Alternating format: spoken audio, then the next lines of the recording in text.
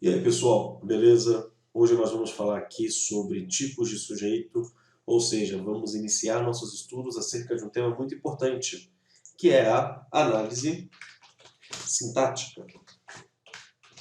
E antes de entrar nos tipos de sujeito, é importante nós entendermos o que é isso. A palavra análise, ela é bem tranquila, bem de boa. A questão é que é o sintática, que é uma palavra que vem de uma outra palavrinha chamada sintaxe, que significa o estudo da relação entre os termos da oração. Aí você vai falar, oração? Pô, isso aqui vai envolver aspectos religiosos? Nada disso. Quando eu trabalho com oração em língua portuguesa, eu tenho que fazer uma diferenciação muito importante entre dois conceitos, o conceito de frase e o conceito de oração. A oração é um enunciado completo ou incompleto que possui verbo.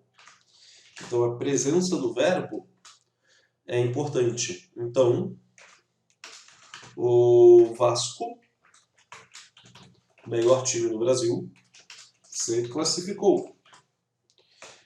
Ou seja, eu tenho um significado completo com o verbo. A frase, ela vai ter um significado completo, mas ela não precisa ter a presença do verbo. Então, quando a gente se encontra com um colega na rua e fala bom dia, quando a gente bate o dedinho no pé na cama naquela manhã gelada que nem está nesses últimos dias, e aí eu grito ai.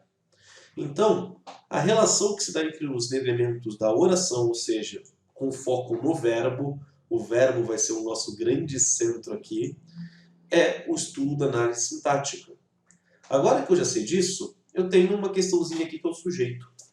E antes de entrar nas classificações dos tipos de sujeito, tudo isso, esse vídeo aqui será dividido em duas partes, para ser mais específico, eu quero definir com vocês o que é sujeito. E eu coloco essa tirinha aqui da Mafalda em homenagem a todos os alunos do Brasil.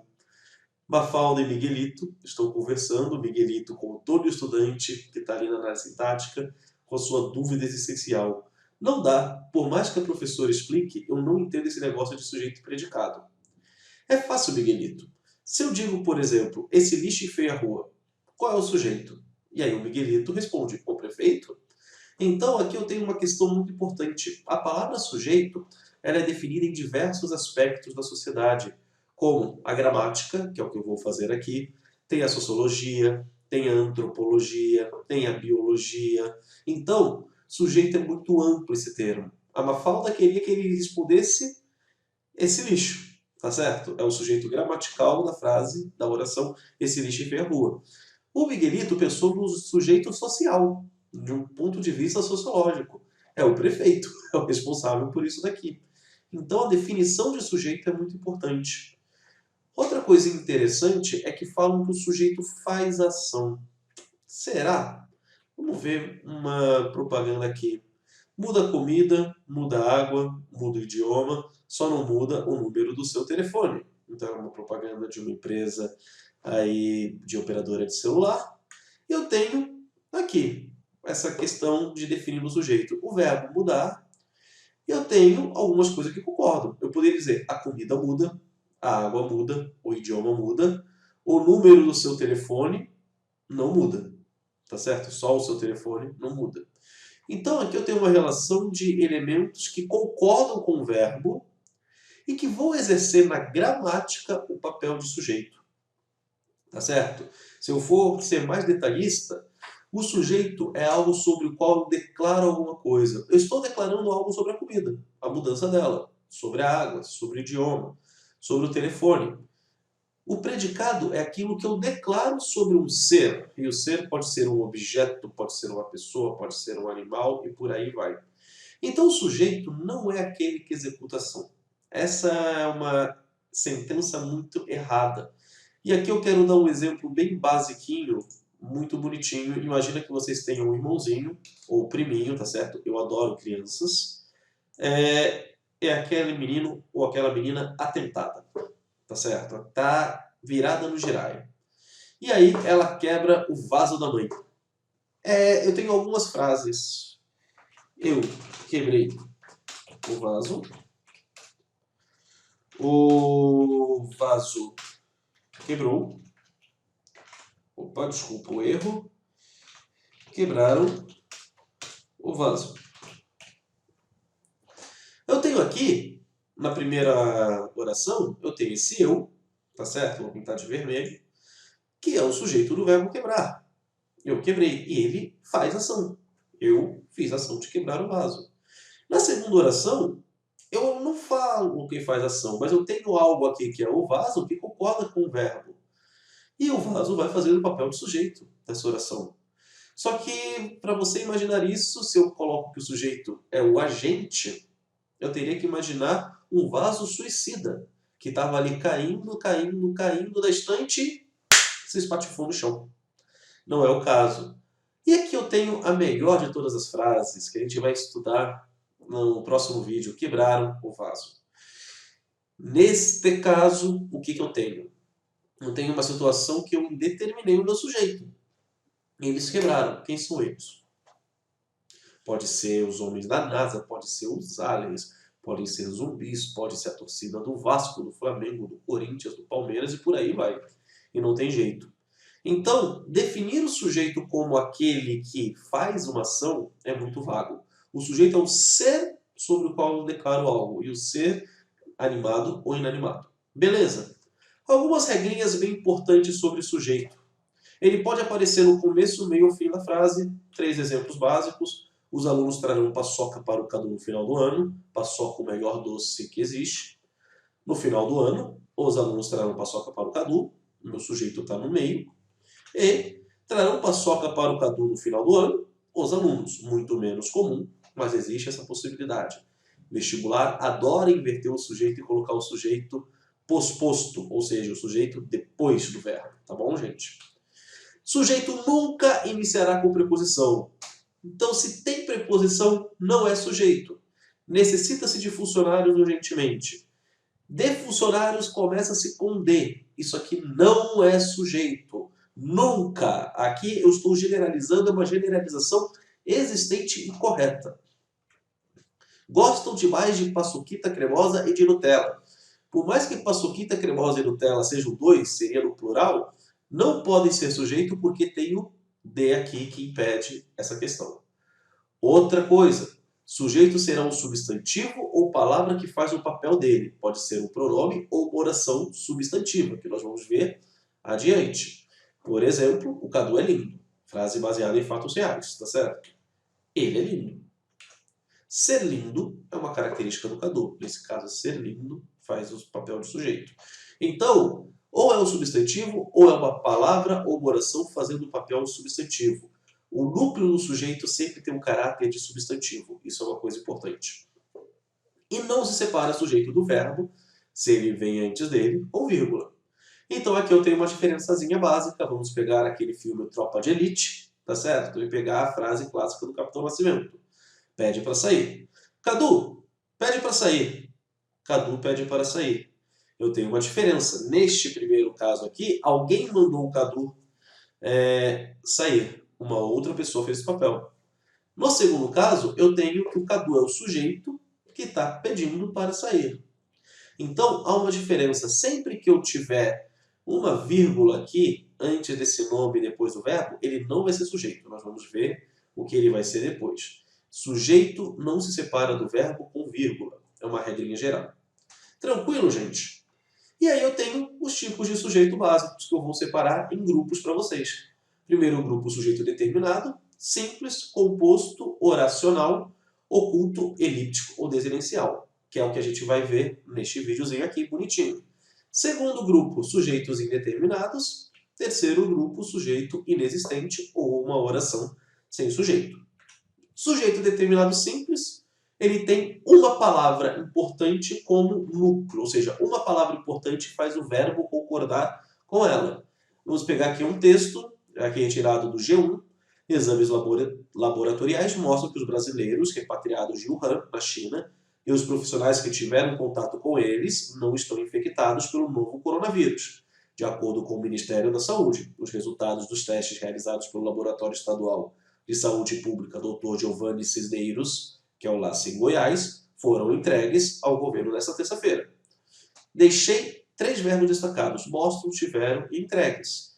Eles têm um sujeito simples, mesmo que esteja no plural. Uma palavra importante, exames laboratoriais. Nessa expressão aqui, a palavra mais importante é exames, que é o substantivo. Laboratoriais indica que tipo de exames. Os profissionais tiveram contato. A palavra mais importante é profissionais. Os resultados dos testes foram entregues. Resultados é o mais importante. Aqui eu só estou especificando que resultado é. Então, o sujeito determinado simples, ele vai ter uma palavra-chave com a qual ele concorda. Então, ele vai ter um núcleo do sujeito. Núcleo, pensa sempre na ideia da biologia, como centro, tá certo? É a palavra central com que o verbo concorda. É a palavra que está fazendo toda a concordância acontecer. Tudo bem, gente? Essa palavra pode estar no singular ou pode estar no plural. Qual que é a diferença dele para o sujeito composto? Pegando o mesmo texto, eu vou pegar agora a expressão verbal, a locução, estão infectados. Quem que está infectado aqui? Se eu for analisar o texto, são os brasileiros repatriados de Wuhan e os profissionais, tá certo? Estes dois núcleos aqui não estão infectados no caso. Eu tenho duas palavras-chave, brasileiros, e aqui eu estou especificando que brasileiros são, foram os que estavam na cidade de Wuhan e voltaram para o Brasil, e os profissionais, que tiveram contato com eles. Então eu tenho mais de uma palavra-chave, brasileiros e profissionais. Quando eu tenho duas ou mais palavras-chave, eu tenho o que eu chamo de sujeito composto, porque eu tenho dois núcleos do sujeito. Sujeito simples e composto de boa? Vamos seguir então adiante, galera. Sujeito determinado oracional. O que significa? Que uma oração vai fazer um papel de sujeito de uma outra oração. É o que a gente chama de período composto, que a gente vai ter um foco maior depois da análise sintática. Vamos pegar aqui um exemplozinho do site do UOL. Reduzir a ingestão de alimentos de origem animal parece ajudar a melhorar o controle da glicose e o bem-estar psicológico de pessoas com diabetes, segundo um novo estudo. Publicada no periódico BMJ, a pesquisa analisou 11 estudos com um total de 433 participantes. A análise mostrou que os indivíduos com uma dieta vegetariana ou com base em plantas tiveram melhorias significativas em sua saúde física e emocional. Indivíduos que apresentaram sintomas depressivos também notaram melhorias. Então, o texto da área de saúde, olha o início. Parece ajudar. O que ou quem ou que coisa parece ajudar? Qual que é o meu sujeito? Reduzir a ingestão de alimentos de origem animal parece ajudar. Ou seja, este trecho em vermelho faz o papel de sujeito. Ele não é um sujeito qualquer, porque ele tem um verbo, o verbo reduzir, aqui logo no começo. Então eu tenho o caso que reduzir é a palavra-chave, que é o verbo, há duas orações, dois períodos. Uma faz o papel de sujeito em relação à outra. Tudo bem, gente? O último caso, então, do sujeito determinado é o que eu chamo de sujeito oculto, desinencial ou elíptico. Por que dos três nomes? Oculto, ele não está na frase, ele está subtendido ou implícito. Desinencial, porque a partir da desinência verbal, ou seja, do finalzinho do verbo, eu consigo identificar quem é o sujeito. Elíptico, porque existe uma figura de linguagem na língua portuguesa chamada elipse, que é o corte de algo desnecessário, facilmente compreendida pelo contexto. Vamos pegar aqui um texto sobre o melhor time de futebol, né? Porque não estava tão bom assim o Vasco. Milton Mendes responde: concluímos que seria melhor para o Vasco a minha saída agora. Tranquilidade total. Segunda-feira, 21 de agosto. Milton Mendes: tivemos uma conversa boa. O que para mim fica de mais importante é de que deixo uma relação boa com as pessoas. O presidente dizer que deixa as portas abertas me emociona. Isso para mim conta muito, mas concluímos que seria melhor para o Vasco a minha saída agora. Tranquilidade total. Tenho 3 verbos destacados: concluímos, tivemos e deixo. Eu não preciso escrever o sujeito deles na oração, porque esse final imos, esse final emos, pressupõe que seja a primeira pessoa do plural. Nós concluímos, nós tivemos. O final ozinho aqui do deixo, assim como no como, no leio, no falo e por aí vai, deixa evidente que é a primeira pessoa do singular. Então, eu deixo. Eu poderia dizer, nós concluímos, nós tivemos, eu deixo? Poderia, seria uma redundância. Eu posso, de maneira elegante, para tornar o meu texto mais legível, tá certo? e tirar essas pessoas e deduzi-las pela desinência do verbo, ou seja, pelo finalzinho dele. É importante destacar aqui que em que casos há sujeito oculto, desinencial ou elíptico, tá certo? Com as 3 pessoas do singular, tá certo? Eu, tu, ele e ela, primeira, segunda e terceira, e com as 2 primeiras pessoas do plural. Por quê? Porque aqui eu sei que é uma pessoa, masculino ou feminino. O que eu tenho de certeza no nós? Que é eu mais alguém ou mais algumas pessoas. Então eu tenho certeza de tem uma pessoa, eu. O vós, nós quase não usamos na linguagem cotidiana, mas o que é o vós? É um tu mais alguém. Se eu fosse um professor extremamente formal, eu poderia dizer vós que me ouvis, tá certo? Então, é uma pessoa também que eu tenho certeza que é um falante. Então, com essas 5 pessoinhas aqui, ocorrerá um sujeito oculto, desinencial ou elíptico. Ou seja, deduzo por meio do verbo, podem ser singular, eu, tu, ele, plural, nós ou vós. Tudo bem? Só uma coisinha para a gente fechar nossa aula aqui de hoje. Mesmo texto, esse verbo aqui concluímos. Aqui eu tenho um caso diferente, porque eu escrevi, nós concluímos. A partir do momento que eu escrevo a palavra no texto, ela tem que ser considerada como presente ali. Então, neste caso, eu tenho uma palavra simples que faz o papel de núcleo. Aqui eu não tenho sujeito oculto, eu tenho sujeito simples, porque eu escrevi.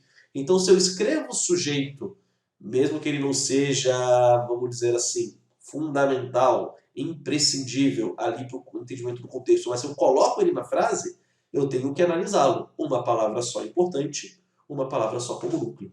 Tudo bem, gente? Terminamos aqui a definição de sujeito e os sujeitos determinados. Próxima aula, sujeito indeterminado e sujeito inexistente. Beijo na alma, até a próxima.